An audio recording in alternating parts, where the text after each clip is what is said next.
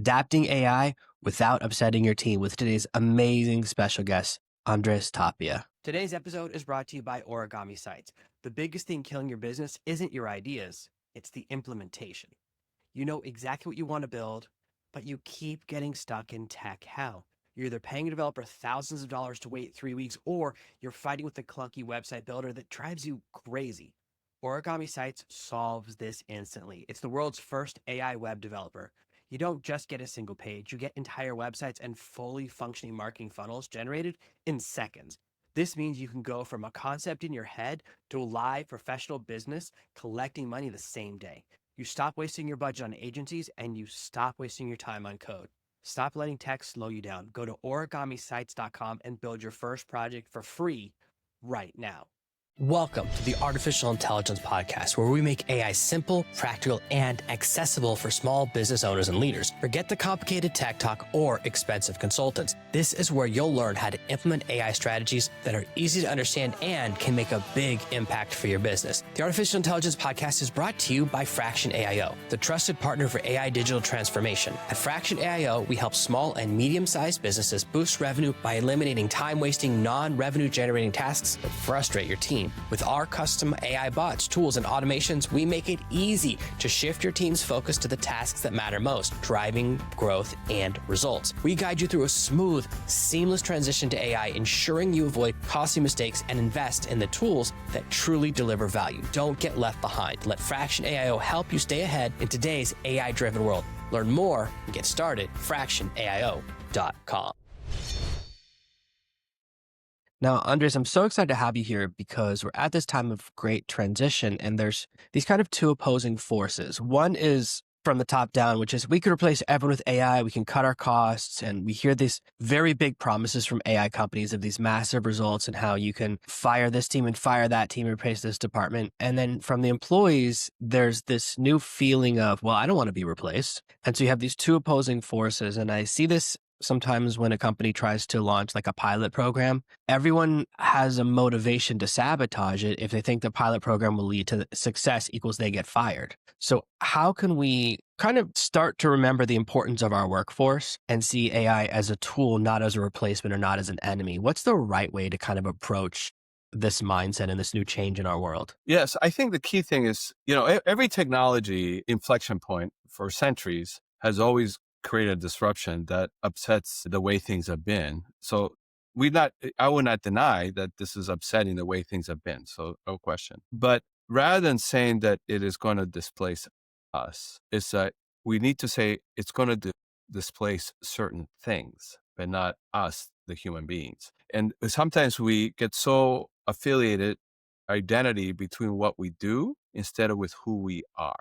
And so the technology will always replace things that we do, because technology is almost every time about efficiencies and getting things better in a capitalist environment or for ease or comfort.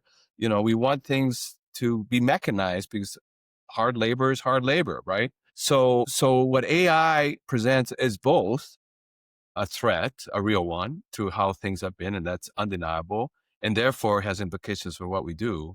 But we have the opportunity to see it as an opportunity to do things we've always imagined we would like to do, but never had the chance. We were so caught with the tasks, the menial tasks or the repetitive tasks or the tasks that took forever to do, when we could do them faster or have somebody else do it so that we can free ourselves up to do new things. Yeah, when I think about technology changes in the past, even with the invention of the cotton gin, which means it took less people to do farming work, and there was the same fear back then. Every time there's technology, and that was like 300-400 years ago, every time there's a new technology, there is a shift. There's no longer a job where someone drives a carriage. That job doesn't exist anymore because we don't ride in carriages. And I think before we figure it out, we always think this is the end.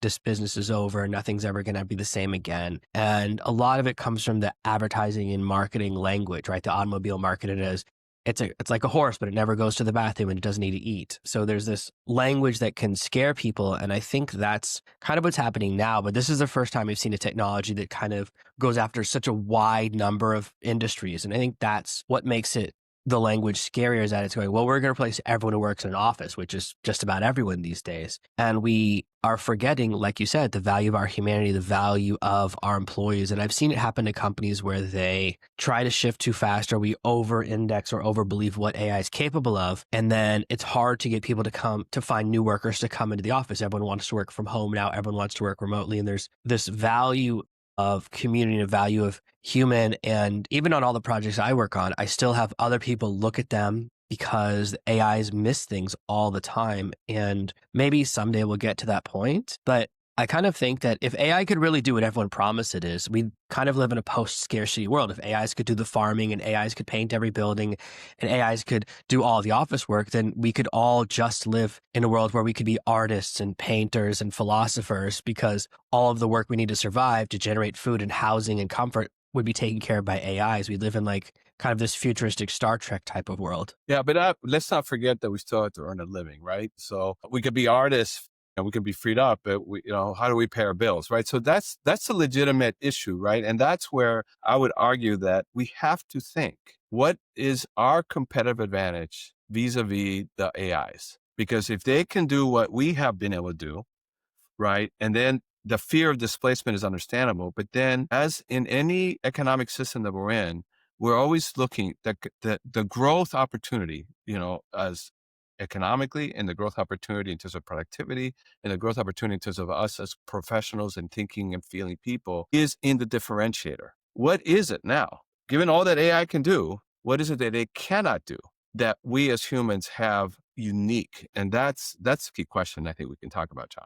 Yeah, that's exactly what I want to get into, because we sometimes forget that AIs can't do everything. And there are still a lot of things that we want a human there for anyways. There's a lot of jobs that computers have been able to do for 20 years, but we'd still rather have a person doing it. I would still rather talk to a person when I call customer support. So at least I know they feel the way I feel, that there's some level of empathy. And like iPods have had DJ mode for 20 years, yet we still pay someone in every nightclub in every city in the world to play the music, because we don't want it to be auto mix. We want a person up there. And that's one of the easiest jobs that an AI could replace. And it's like, no, I want a person. We still value that. And I think that, yeah, I really want to dive into this. What makes us different? What makes us special? And there is something about human communication. I kind of think we're going to see a shift towards more in-person meetings and more face-to-face, because we see a higher value in that human-to-human connection. But there are other things that differentiate us from AIs as well, aren't there? Yeah, I would say one of them is empathy. The other one is critical thinking. And we'll come back to these. And the other one is wisdom. So, when we look at what the AIs can do, they can do a lot of tasks and they can emulate empathy. But we human beings are sophisticated enough to understand, even with human beings, when a human being is faking empathy, right? Versus true felt empathy. So, and why is empathy important? Because empathy is, and all the things that go around it, kindness, gratitude, humility, right? These are very deeply human traits that allow people to feel psychologically safe, help them feel wanted, help them be seen. And in that, the data tells us that when people feel seen and understood and empathized with, they actually not only feel better, but they perform better.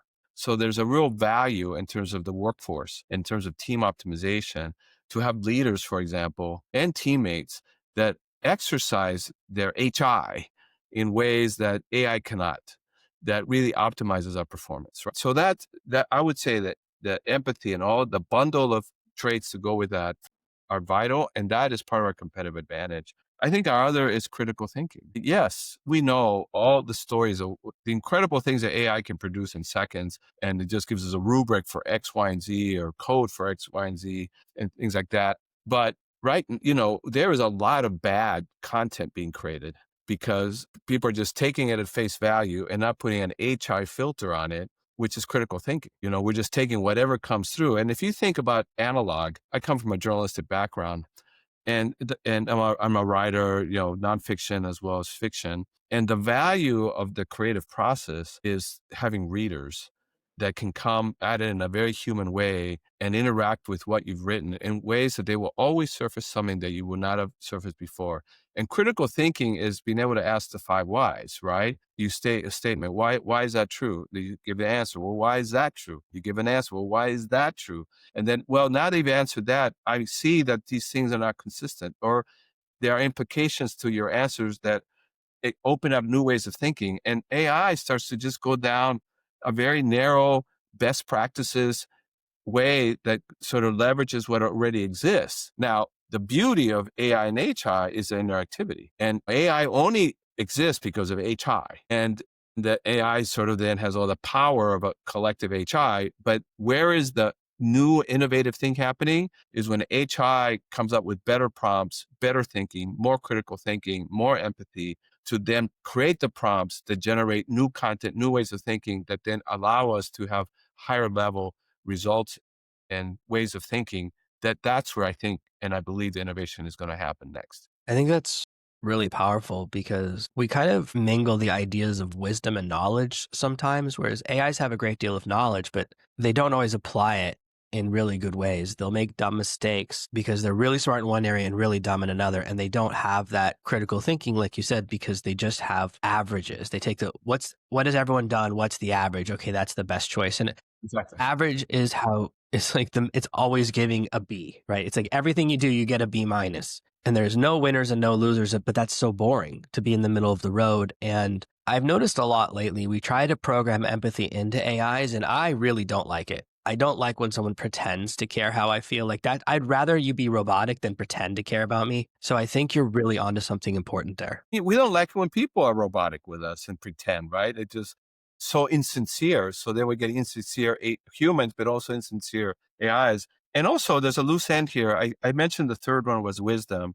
and we do confuse knowledge and wisdom. And I would separate wisdom from critical thinking. I gave the example of what critical thinking is, but wisdom is the ability to determine the best way forward when we face paradox. And if you think about life is full of paradox, right? It's like, just think about intimate relationships for as one example, where the paradox of unity and oneness and still not losing yourself as an individual, right? That is a paradox that is in everything. Or a nation that is diverse. You want the unity of the nation, and yet you want to preserve the differentiation of the diversity around. And then paradox just shows up every time. It shows up in dilemmas and in paradoxes where two things can be true at the same time. And if you think about AI, it is in the end a program. And the program at its very core, at the code, is 0 and 1, 0 and 1, 0 and 1, 0 and 1. So it tries to determine one answer over the other. Wisdom is the ability to say these two things that seem seemingly contradictory can be true at the same time. And if they can be true at the same time, what is the best course of action through it? And that's where human wisdom, based on experience and values and spirituality, or just higher level thinking and self-actualization, leads us to answers that are beyond just what is consciously logical and connects to some deeper universal truths. Depending, be philosophy, or it could be religiously based, or it could just be alternative thinking, right? And so this is the three things that I believe as humans: empathy, critical thinking, and wisdom that we have.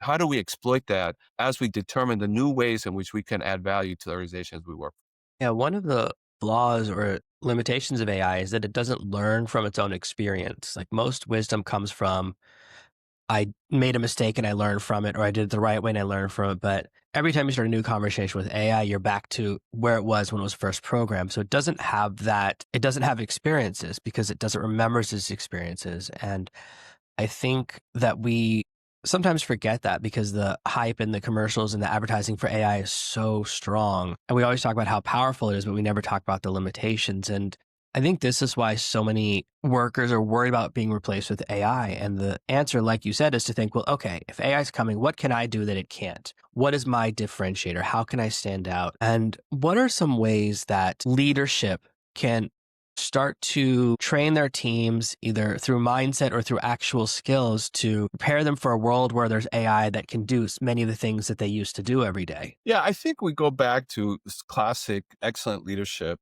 that in the end, leaders have two roles. They have to help organizations and their teams get done what they've committed to the world to do.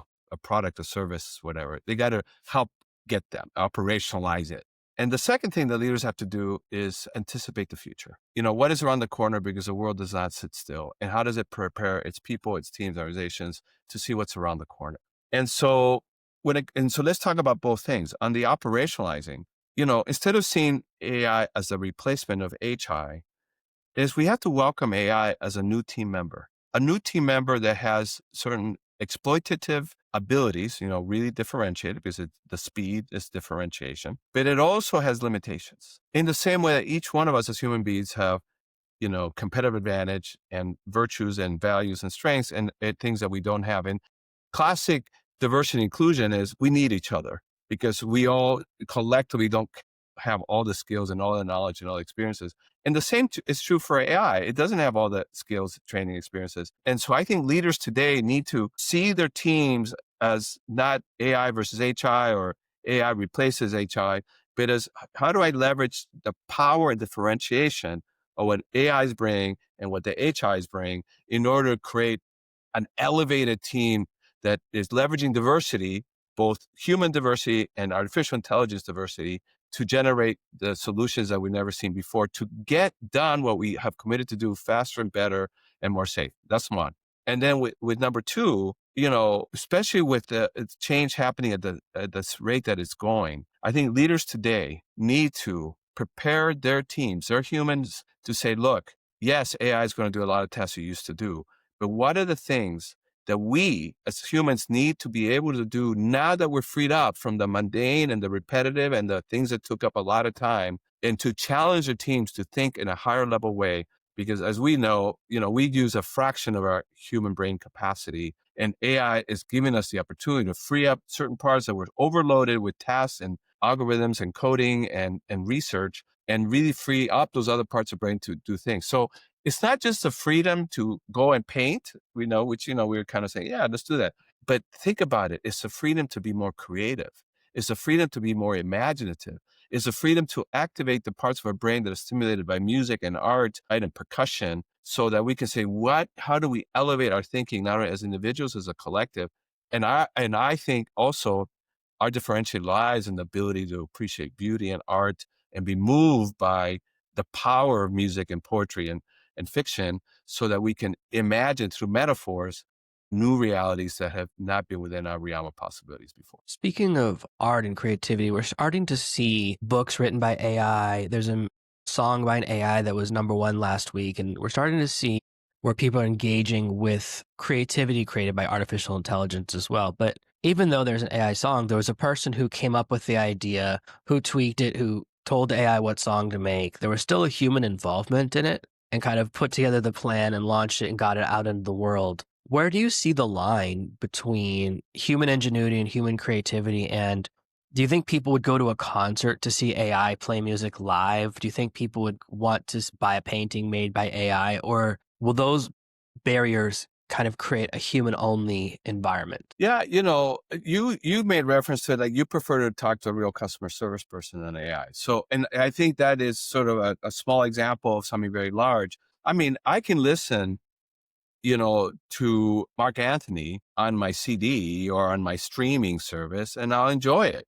But nothing replaces Mark Anthony coming to Chicago and I get my tickets, or to Bad Bunny or to Shakira, right? I mean, nothing replaces the live. How many of your listeners are going to say, I prefer recorded music to live music? It's like everybody says there's something about being in live music. And what makes it live music? It's humans playing. Is somebody going to go to you? How many people are really going to go with the same level of energy, enthusiasm, passion to a concert just done by AI? Now, will the humans may have supplement to their music that is AI produced? Okay, and I think that's the line, right? Where AI is a tool to creativity, fine. But an AI solo live concert, which is kind of an oxymoron, I think we're going to ultimately say we want the human beings. And by the way, more and more, we're seeing a trend that people are, after being isolated in their places and isolated in Zoom for so long and behind screens, human beings, us, we're craving the human interactive experiences. We're seeing more people on the street, more people going back to the offices, even though many are staying, more wanting the hybrid situation, so get the best of both worlds, wanting, concerts are exploding, going back to music. Why? Because not only do we want to see the live concert, we want to be in community with other human beings. I think when I think about the benefit of AI, I think for me, the big benefit is the pendulum swing of, well, the AI could do all the stuff I have to do behind the computer. I could spend more time talking to people. Because AI helps me to edit these episodes and does everything faster, I can spend more time talking to my guests, more time doing pre-interviews, more time talking to people, and more time with my family. Like, I really see that Huge. as the benefit. I don't think like all the stuff where like AI will be your best friend, that's not interesting to me. That has zero interest for me. What interests me is I could spend my time doing what I want to be doing. Yesterday, I went for a walk with 3 of my kids and taught my son how to roller skate on the beach. Like that to me is so much the value of AI. It's kind of like the best value of AI is when I'm not around it. When it's doing something, I'm doing what I want. How much it frees up, right? I feel the same way. I have to content producer and I'm a strategist, and that takes up a lot of time. And now I can accelerate my research. We used to take hours and weeks, and now I can, work with AI to generate. And what that does that mean? I can write more articles, I can write more books, I can come up with new solutions, right? And I can have more free time. And all that kind of works. That's a pretty good deal, right? But I don't want to lose sight of your very first question. And that is, what do we say to people that feel fear that their roles today will be replaced? So you and I can talk about having more time with our family, more time to write and create and do new things, but people still have to feed themselves and they have to feed their families. And I think we have to say, look, AI is here to stay. It is a tool. It is a team member, but it's not a replacement. And we all have an obligation, like every company has to figure out what is our differentiator so we remain relevant.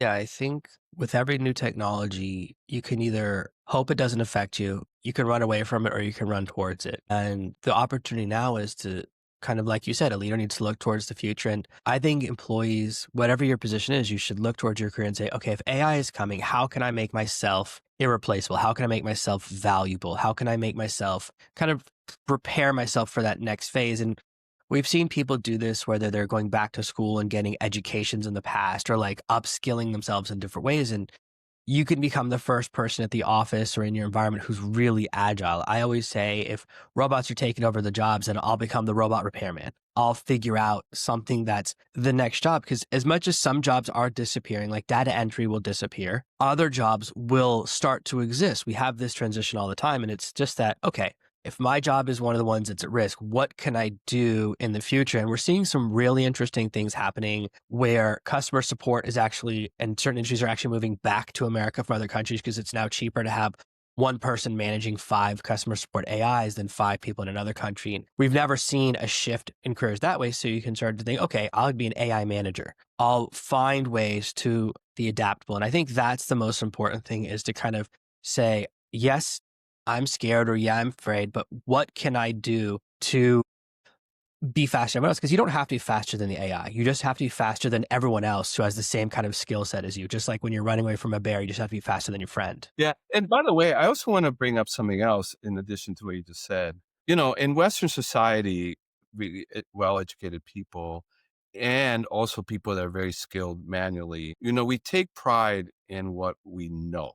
And we take pride in knowing the answers. And what AI is forcing and challenging us to do is that whatever pride we took in knowing the answers or knowing how to code beautifully or write, research beautifully, as AI sort of takes that, we got to reverse the equation. And maybe the value now for human beings is not to know the answers because Google knows it, AI knows it, all that. But the value for humans becomes not knowing it's not about knowing the answers, it's knowing what questions to ask. And as a journalist and as an innovator and as someone who does process facilitation with executive teams around the world and as a consultant, the superpower has always been knowing how to ask the right questions, not be the smartest person in the room with the answers, but the one that answers the questions that unlocks people's unconscious and subconscious and unknowable things and things that they never asked before. And that is where the self-discovery is. That's where the team discovery is.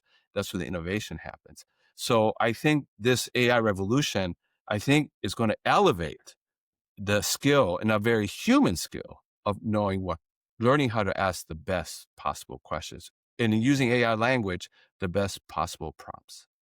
I think that's really, really powerful. And we are going to see that it's all changes. I remember when I grew up, you used to not know something and you'd have to go. I used to look in the encyclopedia, you'd have to find someone who knows the answer. And then with the internet, with Google, you could suddenly look up who was in that movie, right? And like the period of not knowing has kind of disappeared, of wondering what the answer is has shortened and shortened. And now we never don't know the answer to something for more than a few seconds. Whereas I remember for months believing things that weren't true, or I used to think it was gorillas that could spin their heads 360 degrees, but it's owls. I believed that for like 5 years. Now you can search that answer in a few seconds. And it's so amazing. I love that you're pointing out the value of asking questions. And I think this has been just an amazing episode. I really appreciate you being here today, Andres.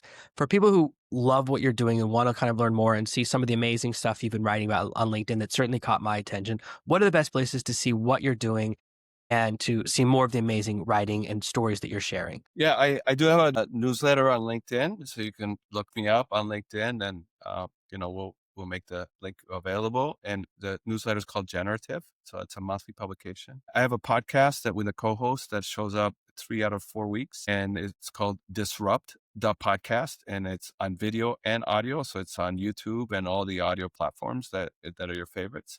And I also, on Amazon, you can find my books. I have 6 books out there, and I'm working on my 7th and my 8th and my 9th. That's amazing. I'll make sure to link to everything in the show notes and below the video. Thank you so much again for being here today for an amazing episode of the Artificial Intelligence Podcast. It was a pleasure, Jonathan. Thank you. Thank you for listening to this week's episode of the Artificial Intelligence Podcast. Make sure to subscribe so you never miss another episode. We'll be back next Monday with more tips and strategies on how to leverage AI to grow your business and achieve better results. In the meantime, if you're curious about how AI can boost your business's revenue, head over to artificialintelligencepod.com/calculator. Use our AI revenue calculator to discover the potential impact AI can have on your bottom line. It's quick, easy, and might just change the way you think about your business. While you're there, catch up on past episodes, leave a review, and check out our socials.